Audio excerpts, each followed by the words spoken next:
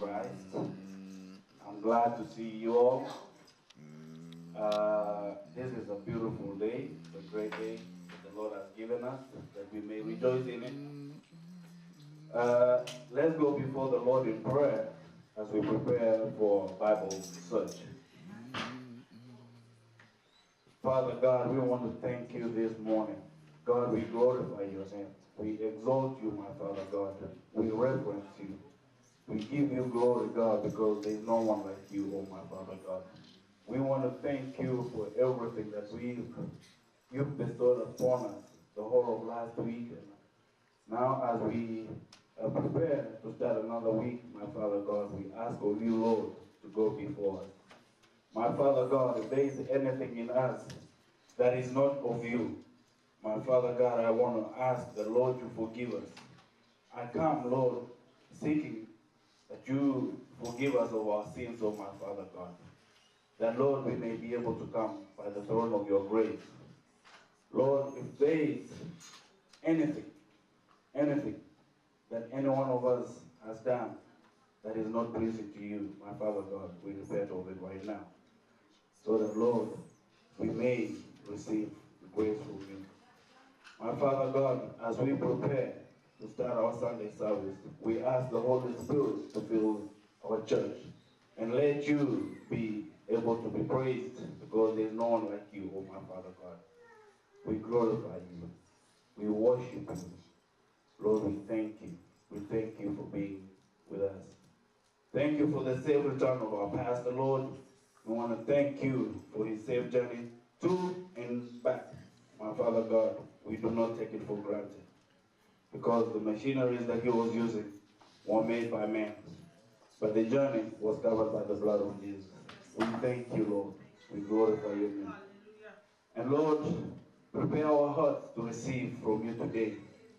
Lord, prepare us. Prepare us. Yes.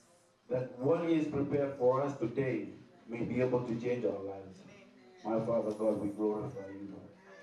And as we prepare to study the Bible, Lord, give us the knowledge, give us the mind, a prepared mind to be able to understand and to be able to comprehend and to be able to feed our souls. We thank you, Lord. We glorify your name. Have journey mercies for those that are coming to be with us today, this morning, Lord. We ask that you cover them with the blood of Jesus Christ. We thank you and we reverence you, Lord. In Jesus Christ we pray all this. Amen.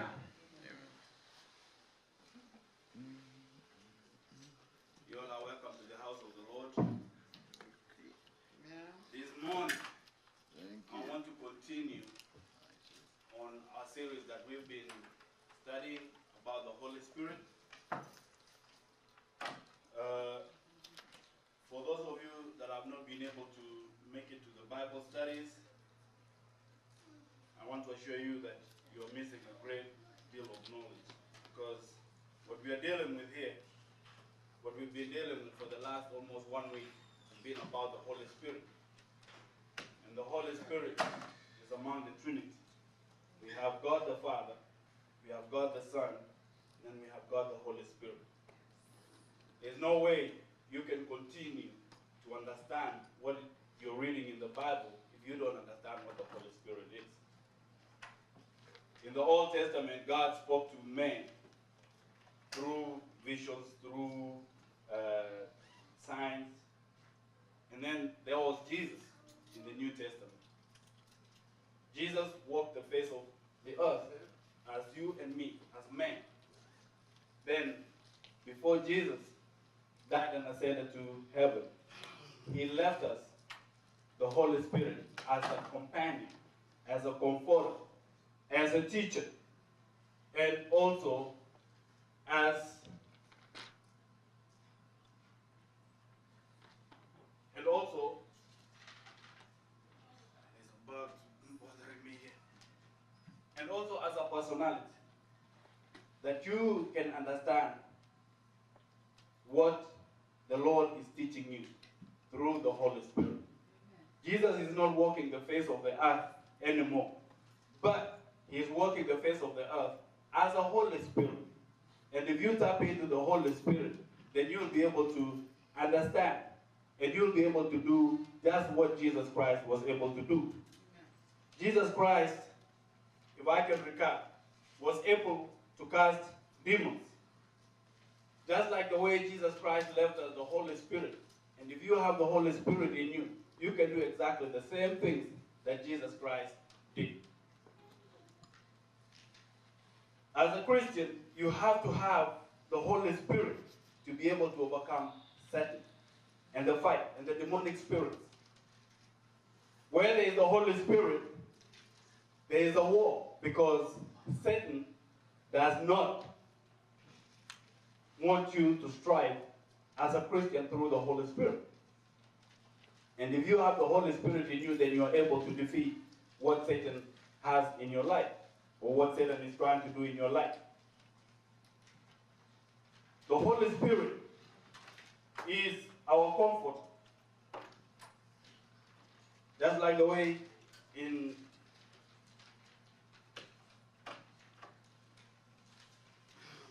as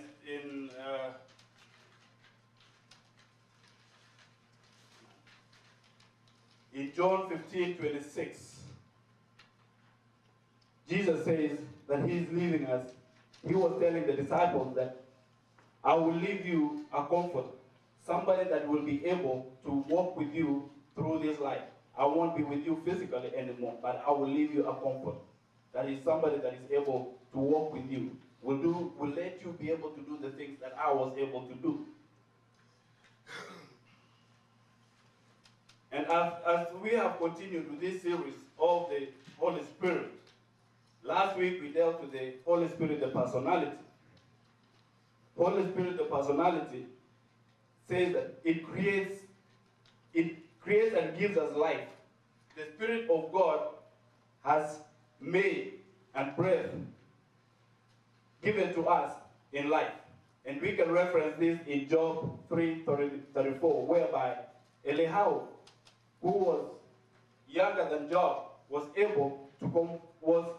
kind of arguing with Job and trying to understand some of the things that was happening at that time. And he was telling Job that the Spirit of God that dwells in him has been able to give him life. It has given him the ability to understand some of the things that he is able to understand. We say the Holy Spirit is able to direct ministers to preach.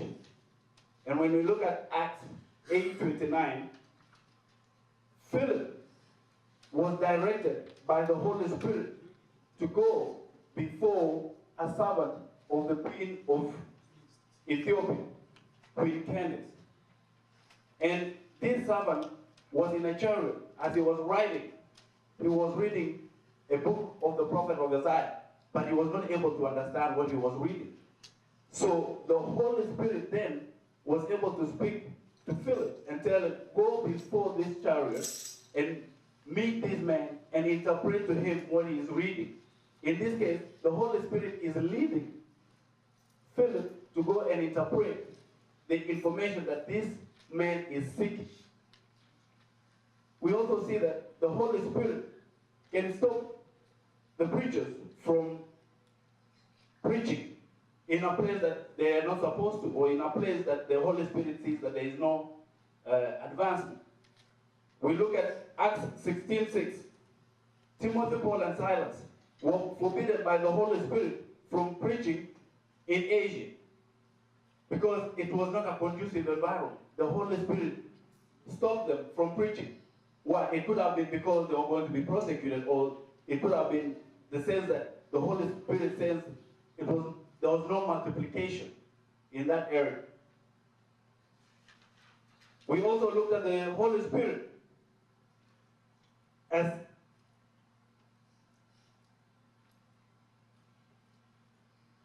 when the Holy Spirit is not manifested in you. It refers to the natural man. If the natural man is in you, it refers to the unconverted who lacks the supernatural life and wisdom. Meaning that a man, just a natural man who doesn't have the saving grace in them, are not able to understand the works of the Holy Spirit. And the Holy Spirit only manifests only for those who have been saved by the grace of the Lord. The Holy Spirit, yes, is in the world. But if you are not saved, then you are not able to tap into the Holy Spirit, and the Holy Spirit cannot be able then to teach you because you are not saved by the grace. In Genesis 6:3, where it says, "My spirit shall not strive with man forever, he is indeed flesh." Meaning that God was talking about how some of the fallen angels had lived among men and were giving birth. They were breathing, but they were not understanding the Holy Spirit to be with them. And so God, in this sense, was saying that the Holy Spirit shall not strive with man forever. It shall not strive with those who are not believers. We also see the Holy Spirit in Acts 9:31. He comforts us, and walking in the fear of the Lord and in the comfort of the Holy Spirit, they were multiplied. Let me go to that verse and read it real quick.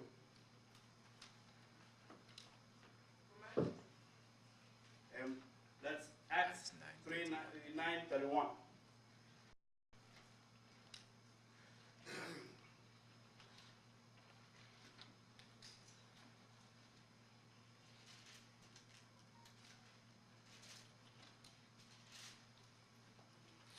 Then the churches throughout all Judea and Galilee had peace and were edified, and walking in fear of the Lord and in the comfort of the Holy Spirit, they were multiplied. Meaning that when there is peace, the Holy Spirit is able to strive where there is peace. And the Holy Spirit cannot strive where there is a lot of chaos. It can only strive where there is peace, and there is multiplication in that sense. The Holy Spirit also is grieved. You can grieve the Holy Spirit. If you look at Ephesians 4:30, it says, "Do not grieve the Holy Spirit." I can recall a few weeks ago when Pastor was preaching about tapping into the power of grace and what the grace can provide you. He referenced Zechariah chapter 12, verse 10.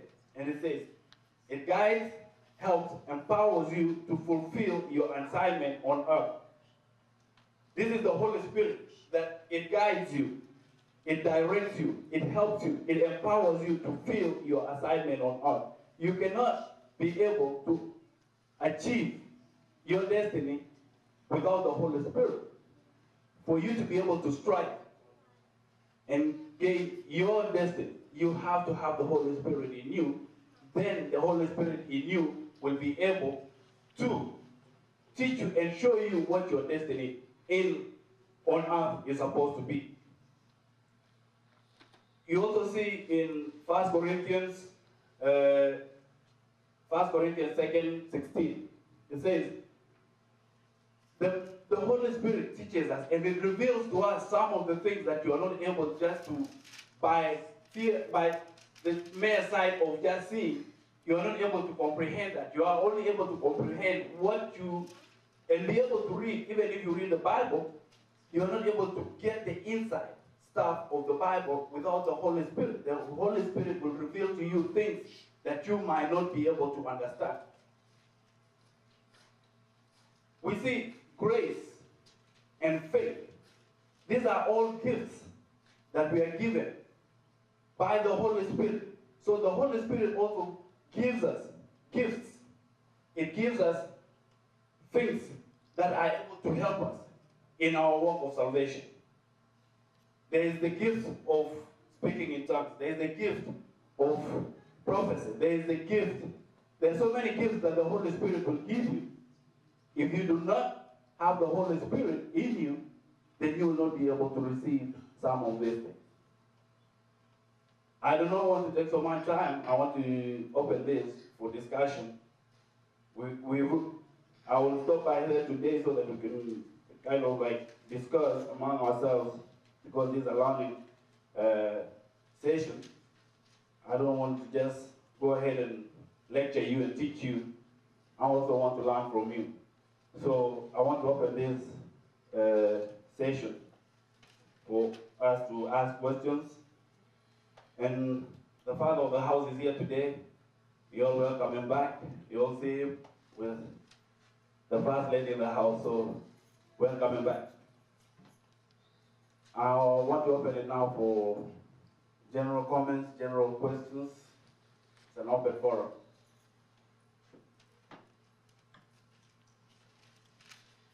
I don't know where you guys,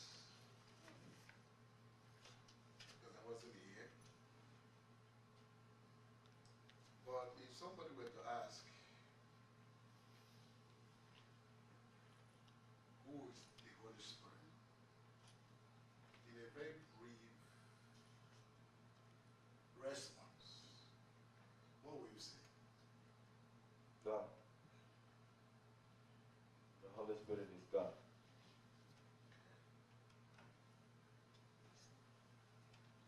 The Holy Spirit is God. Unless somebody else has a different answer.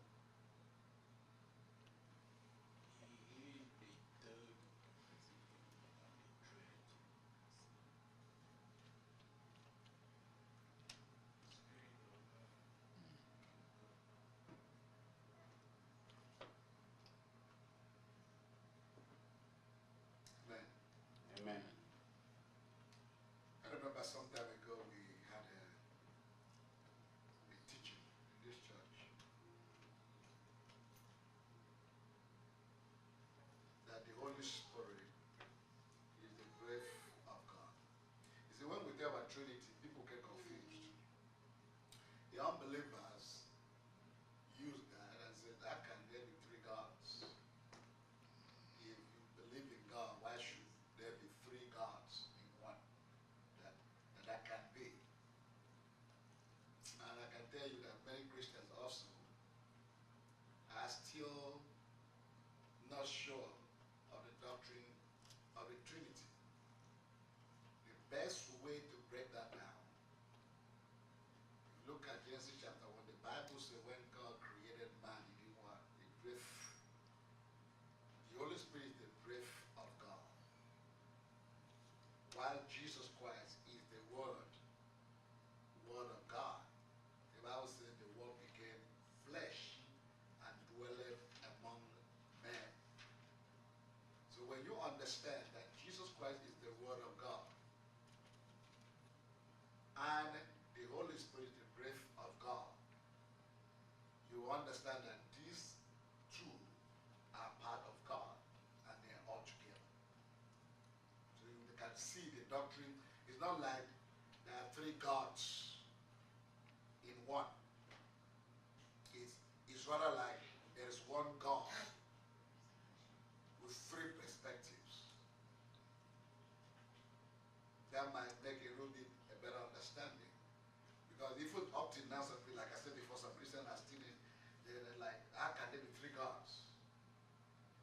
So you have to understand that the Holy Spirit is the breath of God. And Jesus Christ is the Word of God. Now, if you look at John chapter 16, I don't know, I'm sure maybe you guys must have read that. The works of the Holy Spirit are broken down in some major subheadings, most of which we have already discussed. From verse 7, it says, nevertheless, I tell you the truth, it is expedient for you that I go away. For if I go not away, the Comforter will not come unto you. But if I depart, I will send him unto you. First of all, Jesus described the Holy Spirit as what? The Comforter. The Comforter. Why is the Holy Spirit the Comforter? It is not enough for us to know what the Holy Spirit does. But why? That is the next thing we need to take up. We know what the Holy Spirit does from what we have been bringing out. He I ask you, why is the Holy Spirit the comforter? What will you say?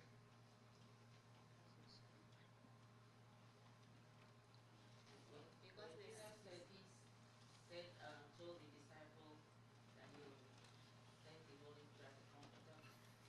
So at that time, because Jesus wasn't around them, and they would be grieving that Jesus is not there, but when the Holy Spirit comes, he will, they will be comforted about his absence, of not being there, directing himself. Comforted by his absence. Okay. Sister Linda, what do you say? Because it's a gentle spirit and it's a spirit of peace. Gentle spirit and the spirit of And it will teach us all things. whatever comfort my sister right now, not as a teacher. Say, why is the Holy Spirit referred to as the comforter? Like I said, it's not enough to know what the Spirit does, then why it does that. Pastor, in my life, every time I have situation, the Holy Spirit is the bearer. He enables me to see through my problem. So in the sense that, let's put it in, let's bring it back home. Back home, it used to be, okay, right now in this country now, the thing has passed away. And there are people who are there with the family. They go there because of love. So in my life, when I get into situation, the Holy Spirit is always the one to reveal things to me. It make me to understand God's will. Amen. We talk about another functional aspect of the work of the Holy Spirit, but you are right. The Holy Spirit, if you look at Isaiah 61, the Bible says Jesus came to heal the broken hearted. In other words, to give hope to the hopeless. Now, with Jesus no more physically on earth, the Holy Spirit takes that place. One of the works of the Holy Spirit is to give hope to the hopeless, is to heal the broken hearted, is to comfort us in times of need, in times of persecution, in times of stress, to be the shoulder for us to cry on. That is how the Holy Spirit is the comforter. Which means when you are going through stuff, all you need to is to depend on the Holy Spirit Amen.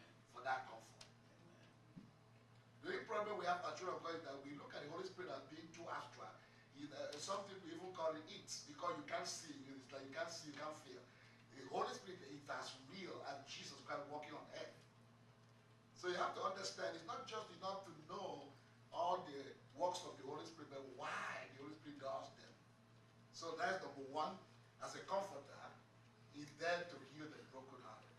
Is there to give hope in the midst of hopelessness.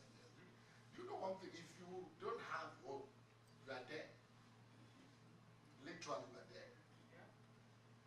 Hope is a thing that sustains you. Didn't the Bible say all good that it's only three things that be left? Mm-hmm. What are the three things? Hope, love, and And what? faith. And faith. Mm. Hope, love, and faith. So you see, hope is very prominent. For you to be a child of God, hope must not be lost. If you lose hope, you can't even have faith. And if you don't have faith, you cannot explain love. Amen? Amen. So, Pastor, as you're still there, another version will say, I'm giving you comfort. I'm giving you comfort. Another version says, I'm giving you a helper. So, in this case, What does the King James Version say? the King James Version, which I do have here, it says, John 16:7. John 16:7, it says,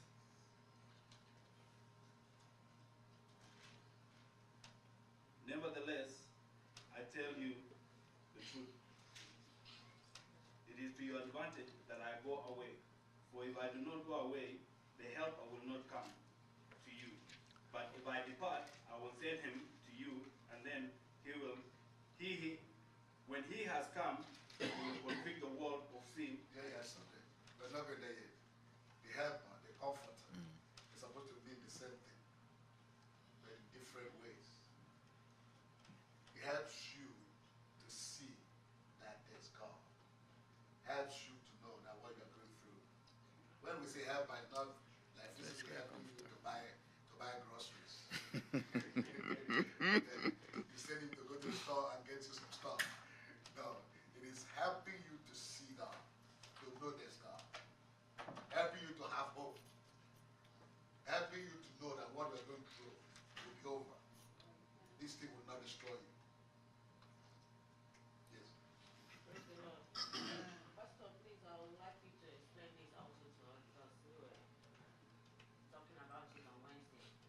You mentioned that the Holy Spirit is the breath of God. So in the beginning, when God created man, he breathed into man and man became a living soul. Okay, now in that John 16, or John 3:16 that we read, and Jesus said he will go and send a comforter. So my question, or our question was, if God breathed into man at the very beginning, why is Jesus sending the Holy Spirit again to man after he has ascended? Okay, you have to understand this. Let's look at from different perspectives. Number one,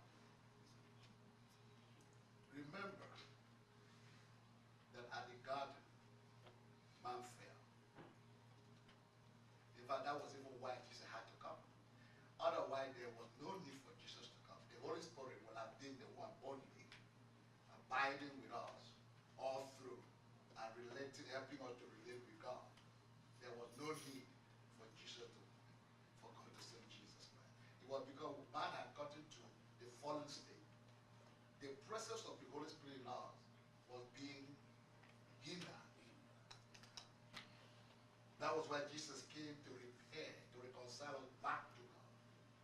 And Jesus did that by hanging on the cross of Calvary, which is one of the things that we're going to talk about there.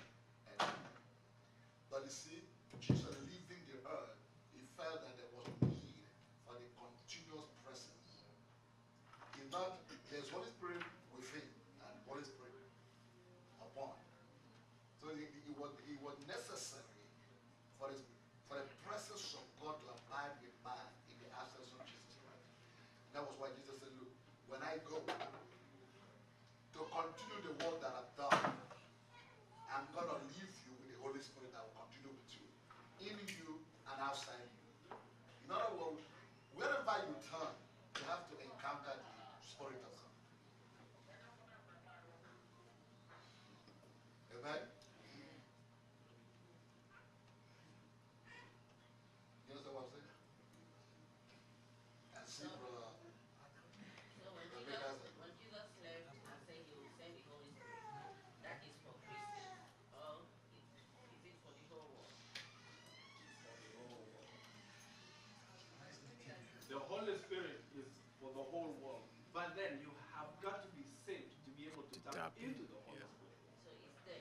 It's there. But when you get Access. saved by the grace of God, and you believe God by faith, then that is when the Holy Spirit. Can Unless access I'm it. wrong in my interpretation. Am I wrong, Pastor, in my interpretation? So let me even ask this one. Who does not believe that the Holy Spirit is from God?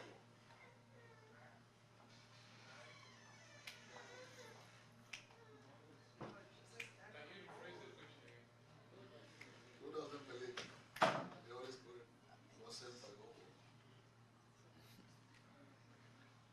I do. Why? It was sent for those that believe. If you don't believe, Okay, let me rephrase that. Who doesn't believe that Jesus Christ was sent for the whole world?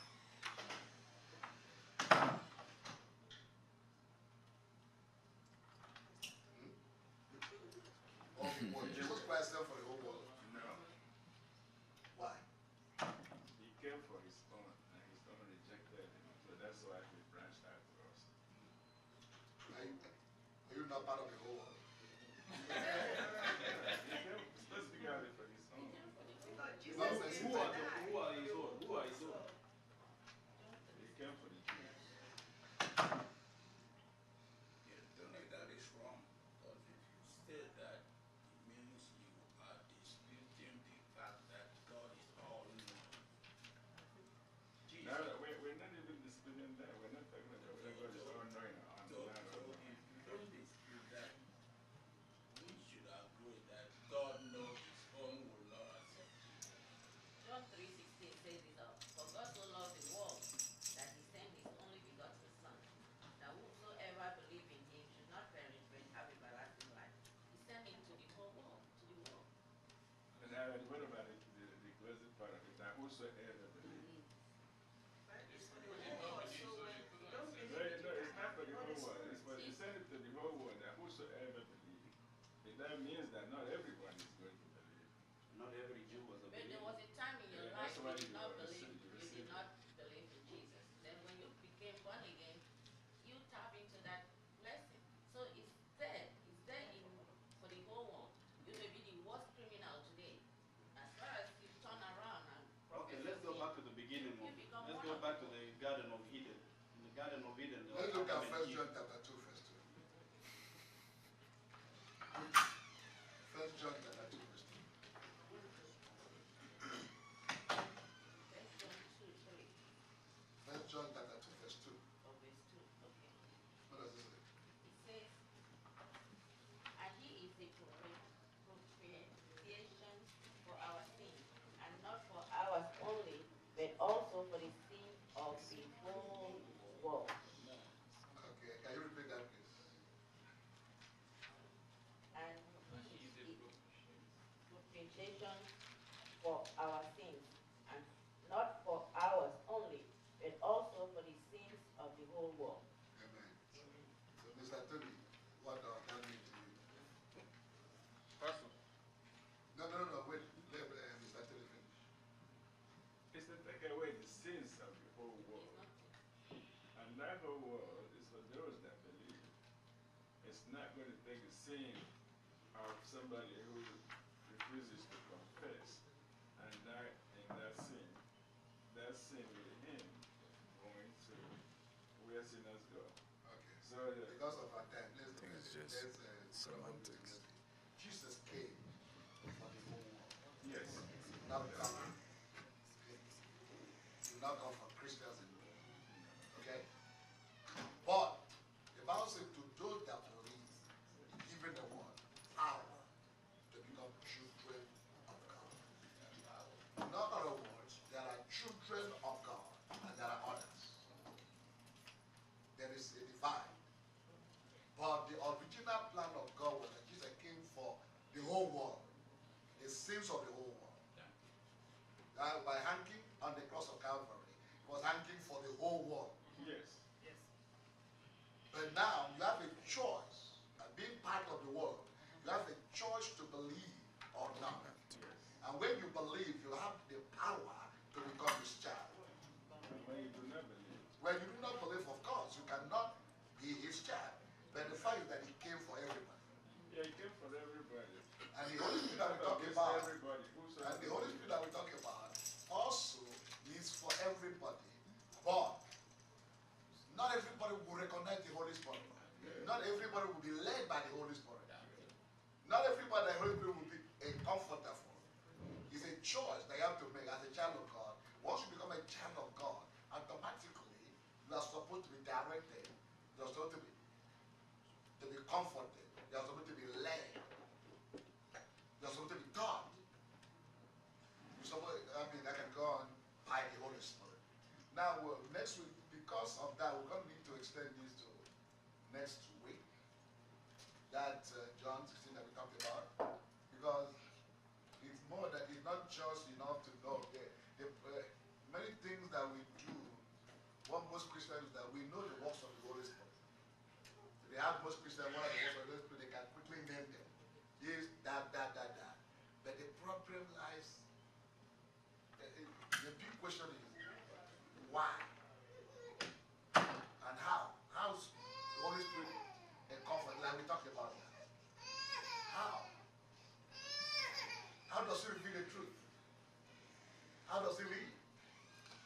And why? We know that he leads us into all truth. How does he do that? And why? This is the kind of thing that we need to get into. How does the Holy Spirit lead us into all truth? And why? How does he comfort us? And why? Amen. Amen, Pastor. Thank you for that. I think, and that's why I say, let's come to the Bible study on Wednesday. Otherwise, Pastor has given us a different perspective to go into on this Holy Spirit. And it is very important for us to know the Holy Spirit. We need to understand the Holy Spirit because how many of you ever listen to the silent voice in you? And that could be the Holy Spirit speaking to you. So there's, like you said, there's so many other things that we really need to delve deep into to understand the Holy Spirit. So thank you so much. We're moving to the next step of our service. And when is